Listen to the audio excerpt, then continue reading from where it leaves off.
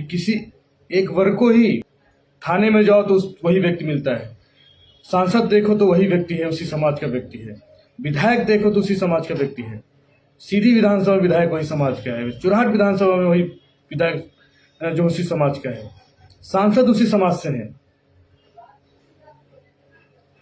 क्या मैं ये मान लूं कि पूरा का पूरा ब्राह्मणवाद का तांडव चल रहा है हमारे सीधी और रीवा जिले में, सिंगरौली जिले? सबका साथ सबका विकास कहती है भाजपा, मोदी जी कहते हैं, शिवराज सिंह जी कहते हैं, लेकिन सबको साथ नहीं लिया जाता। आदिवासी और दलित केवल वोट बैंक तक ही सीमित रह चुके हैं।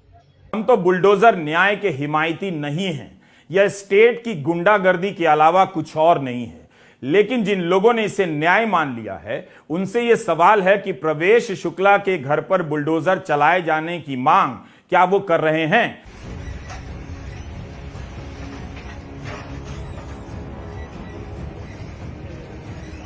वैसे प्रवेश शुक्ला के घर पर बुलडोजर चल गया है। 5 जुलाई की दोपहर मध्य प्रदेश प्रशासन और पुलिस के अधिकारी बुलडोजर लेकर प्रवेश शुक्ला के घर पहुंच गए और उसके घर के कथित रूप से अतिक्रमण किए हुए हिस्सों पर बुलडोजर चला दिया गया।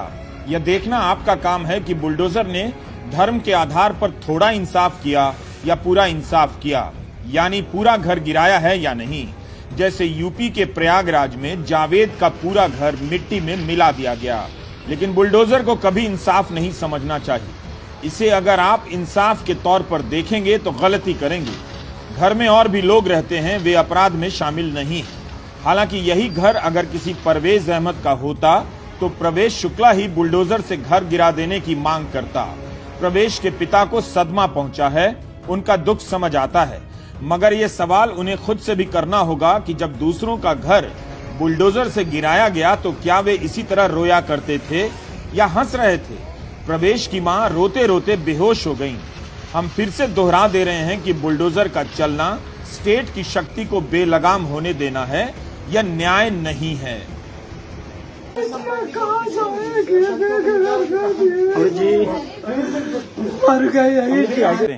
हिंदुत्व की राजनीति इन्हें संत बना रही है या मारपीट करने योग्य बना रही है, सोचने की जरूरत है। धर्म की राजनीति का असर होता तो किसी व्यापारी को लाठी डंडे से मारने की हिम्मत नहीं करते। धर्म और जाति के नाम पर गर्व करने का यह अहंकार लोगों को उग्र और गुंडा बना रहा है। धर्म जब भी राजनीति में आएगा, लिखकर रख लीजिए, धर्म जब भी राजनीति में आएगा, राजनीति का कार्यकर्ता गुंडा ही बनेगा, दंगाई बनेगा। इसलिए कहता हूं कि राजनीति से धर्म को कोसों दूर रखिए।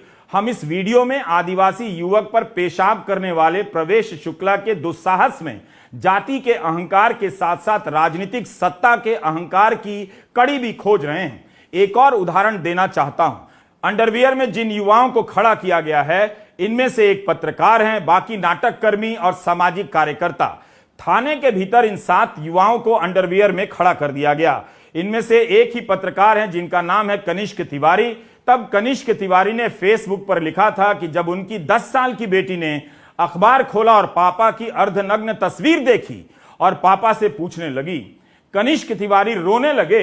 इसके अलावा सामाजिक कार्यकर्ता आशीष सोनी, रंगकर्मी शिव नारायण कुंदेर, राष्ट्रीय दलित अधिकार मंच के सुनील चौधरी और चित्रकार उज्जवल कुंदेर हैं।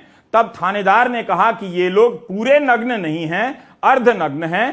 थाने में सुरक्षा कारणों से इन्हें अंडरवियर में रखा गया, जिससे कोई व्यक्ति अपने कपड़ों से खुद को फांसी ना लगा ले।